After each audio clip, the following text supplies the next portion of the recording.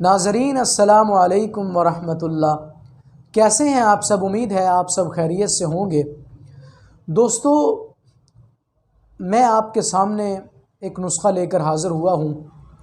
وہ نسخہ ایک ایسی بیماری کا ہے کہ جس کے اندر خاص طور پر بچوں کے اندر بہت زیادہ یہ وبا پائی جاتی ہے۔ آج کل بہت زیادہ اس چیز کی وبا ہے۔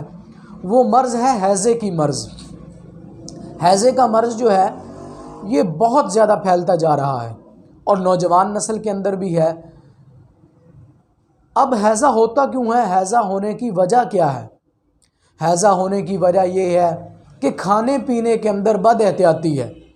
بد احتیاطی کی وجہ سے کھانا پینا جو ہے وہ بد احتیاطی کی وجہ سے کھانے پینے میں مسئلہ بن جاتا ہے، جس کی وجہ سے معدے کے اندر گیس کا پرابلم ہو جاتا ہے اور معدہ جو ہے وہ ہیٹ اپ ہو جاتا ہے۔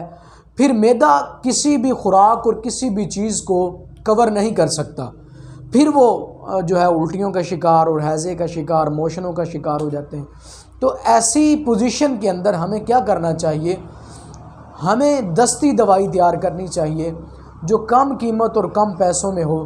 میں وہ چھوٹا سا نسخہ آپ کو بتانے والا ہوں، انشاءاللہ العزیز ہیضہ آپ کا ختم ہو جائے گا۔